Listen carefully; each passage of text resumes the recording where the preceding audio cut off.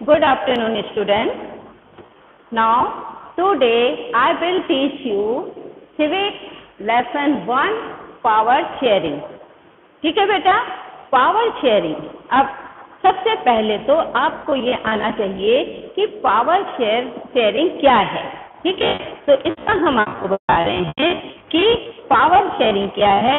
इसका सबसे पहले आप ये समझिए कि किसी चीज को अगर हम क्या करते हैं, एक दूसरे के साथ शेयर करते हैं, तो ये क्या है हमारा पावर शेयरिंग. अब power sharing is a system of political arrangement.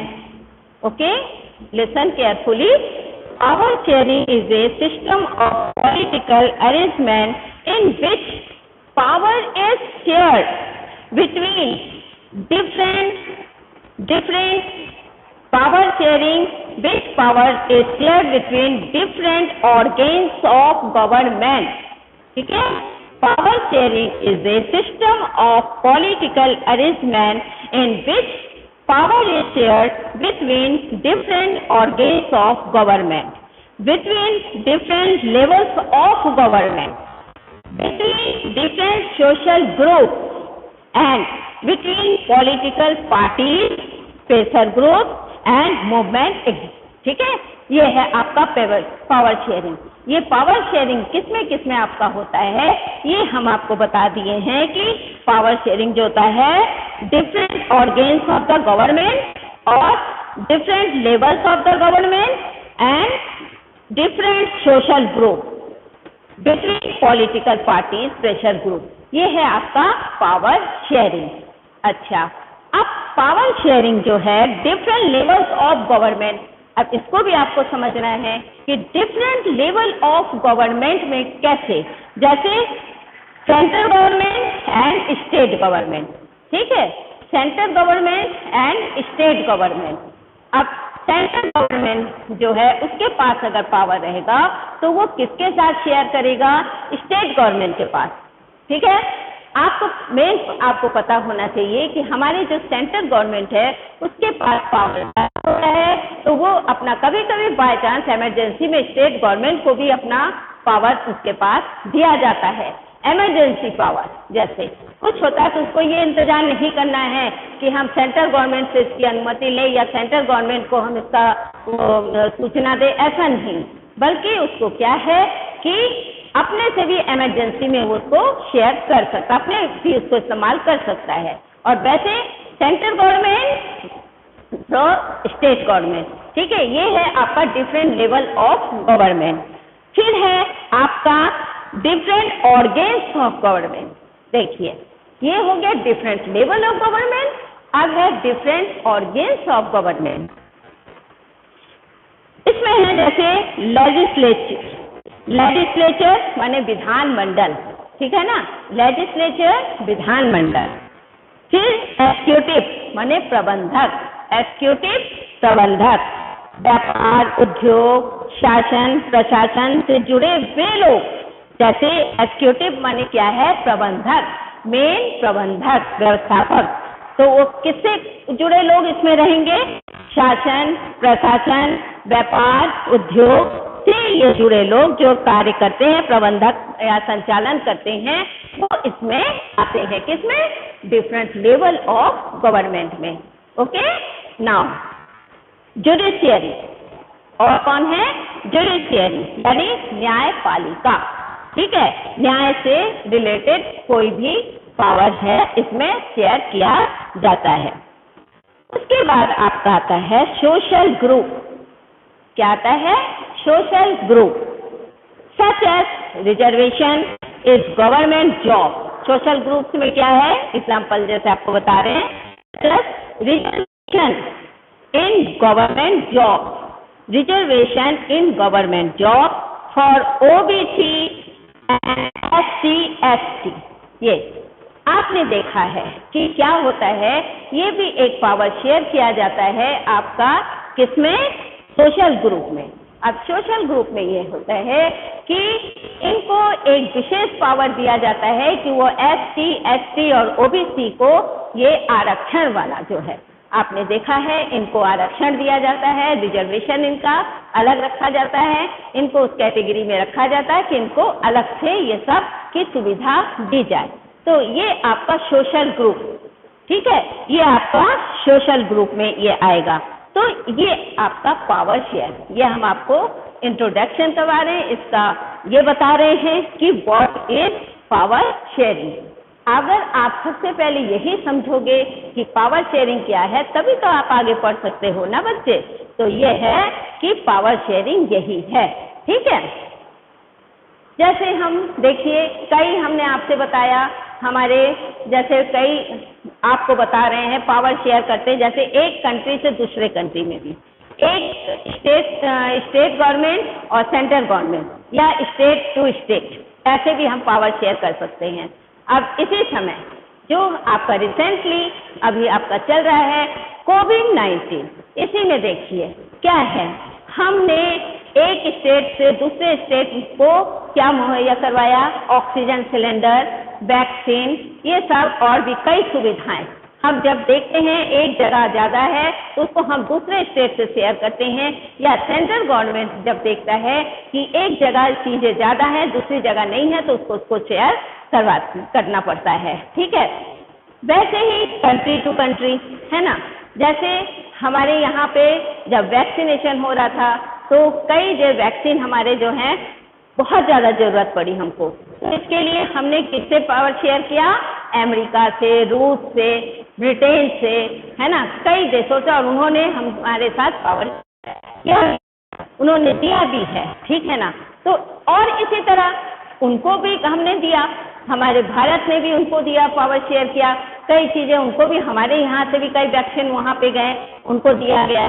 तो इस तरह से हम एक कंट्री से दूसरे कंट्री में पावर शेयर करते हैं, उसी तरह एक स्टेट से दूसरे स्टेट में भी हम पावर शेयर करते हैं।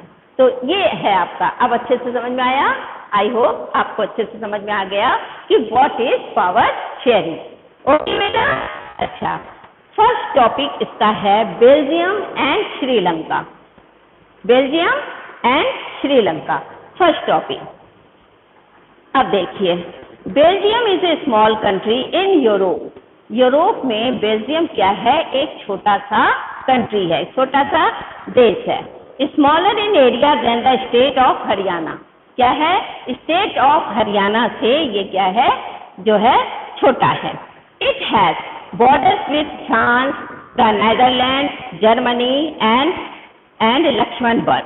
It has a population of a little over 1 crore. 1 crore, about half the population of Haryana.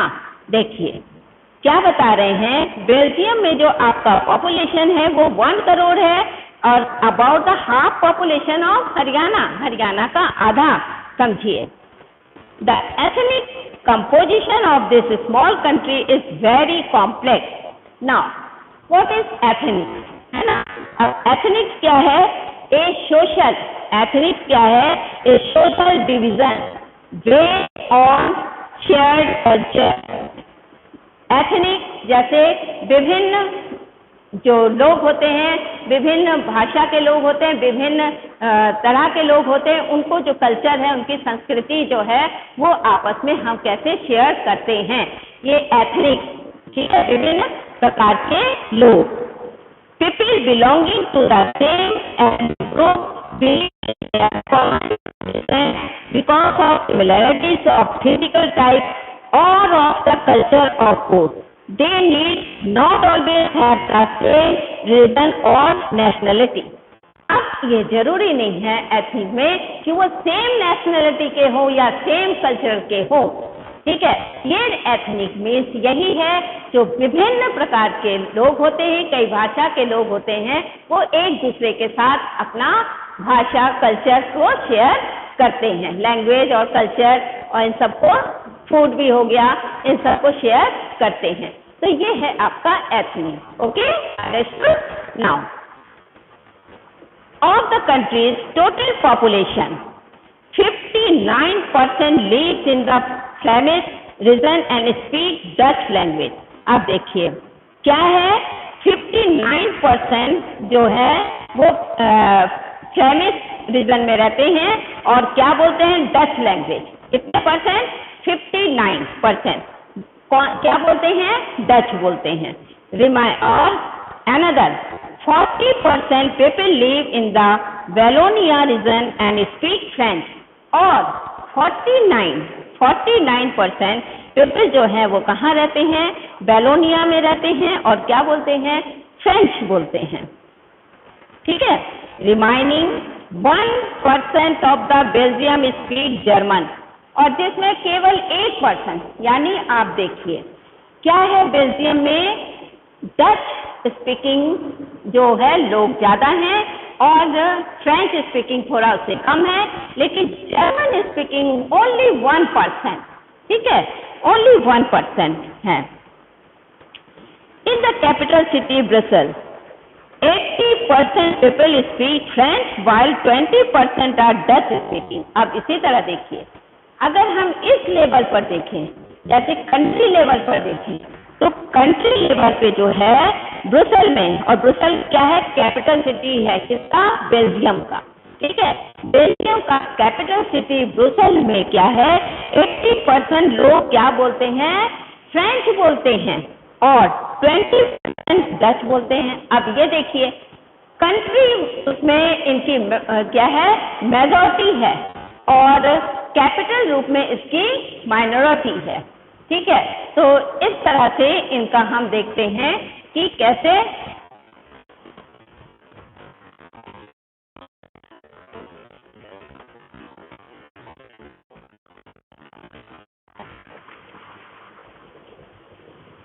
हाँ, तो इस तरह से हम देखते हैं कि किस तरह से जो है हमारा ये बेल्जियम में, जबकि आपके बेल्जियम में क्या है, डच हमने देखा कि कंट्री में इनका जो है मेजॉरिटी है। ठीक है ना, और इसमें हम क्या देख रहे हैं कि उसमें जो फ्रेंच बोलने वाले हैं वो कम हैं, इसमें ज़्यादा हैं लेकिन उसमें कम है, ये हम देख रहे हैं। ठीक है ना।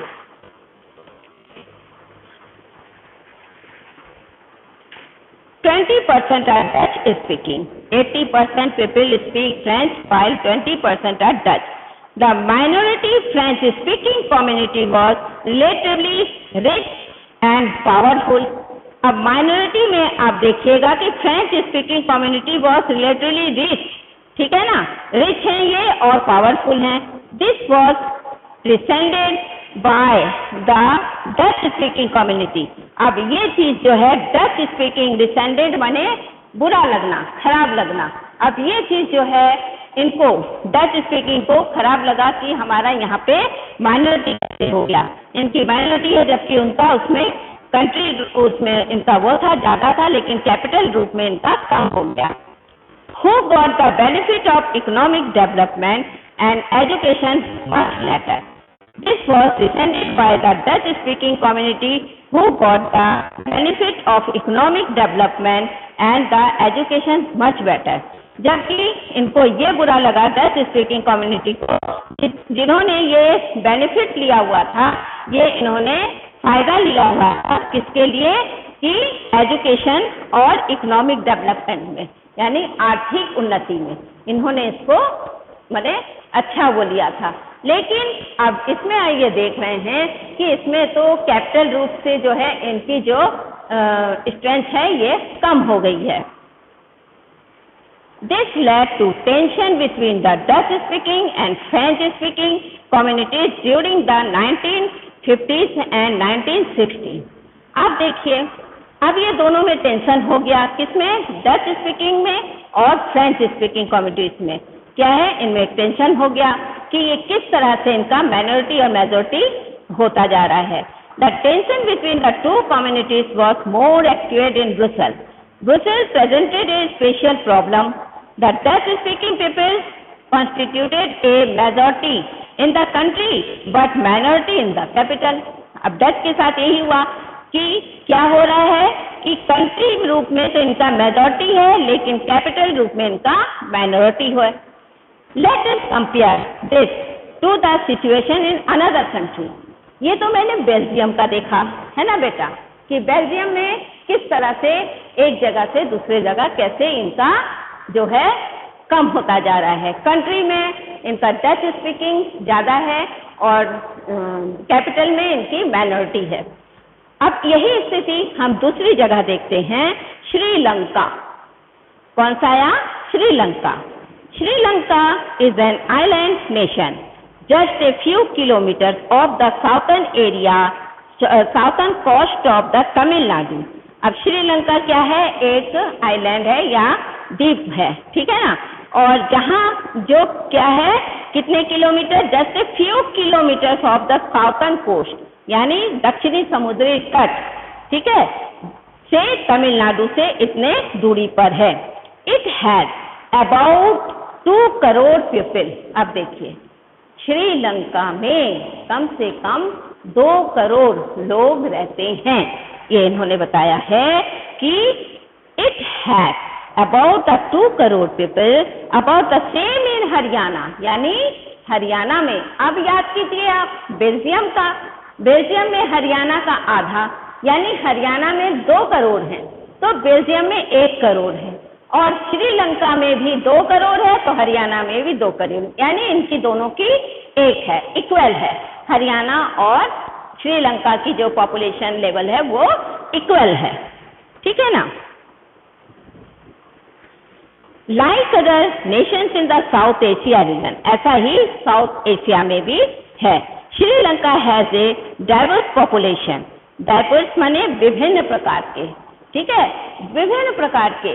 जैसे हमारे भारत में भी, हम भारत को क्या कहते हैं? सेकुलर कंट्री, क्योंकि यहाँ भी कई प्रकार के, कई भाषा के लोग और कई जाति के लोग यहाँ पर रहते हैं, और कई तरह के लोग, मोमडन रहते हैं, सिख रहते हैं, क्रिश्चियन रहते हैं, हिंदू रहते हैं, पारसियन रहते हैं, यानी बहुत तरह के लोग। तो हमारा भी ये एक सेकुलर कंट्री है। इसी तरह श्रीलंका में भी क्या है? विभिन्न प्रकार के लोग सब रहते हैं। The major social group are the Sinhala speaker 74% and Tamil speaker 18%। अब देखिए, सिंघाला एक लैंग्वेज, तो ये लैंग्वेज जो है तमिलनाडु में कौन है? ये बोलने वाले 74% है, ठीक है। 74% जो है वो तमिल में सिंघाला बोलते हैं, और जबकि 18%, ओनली 18% तमिल स्पीकर, तमिल बोलते हैं। अमंग तमिल देयर आर 2 सब ग्रुप्स। इस तरह से तमिल में इस तरह से 2 ग्रुप्स हो गए। Tamil natives of the country are called Sri Lankan Tamil 13%।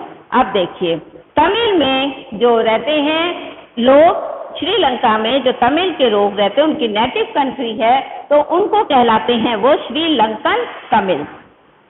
The rest whose forefathers came from India as plantation workers during colonial period are called Indian Tamils। अब देखिए, forefathers माने हमारे पूर्वज जो कई हैं, वो जब जाकर हमारे तमिल में बस गए और वहां पर रहने लग गए तो उनको क्या कहलाया? इंडियन तमिल। जो इंडिया के हमारे पूर्वज आके तमिल में बस गए, श्रीलंका में गए, वहां बस गए, वहां रहने लग गए, तो उन्हीं से फिर क्या हो गया? सब वहीं पे रहने लगे। कहाँ के लोग? इंडिया के लोग। तो वो इंडियन जब वहां पे पहुंचे तो वो क्या कहलाए? इंडियन तमिल। ओके, ये है। As you can see from the map, Sri Lanka Tamils are concentrated in the north and east of the country. Most of the Sinhala speaking people are Buddhist। अब ये भी देखिए, जो श्रीलंका में ये सिंघाला स्पीकिंग जो बोलते थे वो अधिकतर बुद्धिस्ट थे, और बुद्धिस्ट जो है वो सिंघाला बोलने वाले होते हैं। ये कौन सी भाषा बोलते हैं? बुद्धिस्ट सिंघाला बोलते हैं, ठीक है। तो ये सिंघाला बोलने वाले जो हैं ये बुद्धिस्ट वहाँ पे ज्यादा रहते हैं। While most of the Tamil are Hindu और मुस्लिम, जबकि और भी कई तमिल वहाँ पे रहते हैं वो क्या है? हिंदू और मुस्लिम। यानी जरूरी नहीं कि वहाँ पे तमिल ही लोग रहें। बताया ना डाइवर्स कंट्री है तो विभिन्न प्रकार के लोग रहते हैं, तो कुछ लोग मोस्ट ऑफ वहाँ पे क्या है, हिंदू और मुस्लिम रहते हैं। There are about 7% Christian who are both Tamil and Sinhala। अच्छा, हिंदू मुस्लिम के अतिरिक्त 7% क्या रहते हैं, क्रिश्चियन रहते हैं, और ये क्रिश्चियन दोनों भाषाएं बोलते हैं, तमिल भी और सिंघाला भी। अब देखिए ये दोनों भाषा का यूज करते हैं। इस तरह से अब हमने क्या देखा कि किस तरह से इनकी जो है लिंग्विस्टिक, जो विभिन्न प्रकार की भाषा बोलने वाले हैं, इनको हम कहते हैं लिंग्विस्टिक। तो ये लिंग्विस्टिक के आधार पर इनका पावर शेयर होता है। ठीक है, अब ये चीज है, हम इसको आगे और जो टॉपिक्स है उसमें एक्सप्लेन करेंगे कि लिंग्विस्टिक के आधार पर कैसे इनका पावर शेयर होता है। ओके बेटा, मुझे उम्मीद है आपको ये टॉपिक समझ में आ गया। अब आगे इसका हम और भी डिटेल में एक्सप्लेन करेंगे। ठीक, थैंक यू बेटा।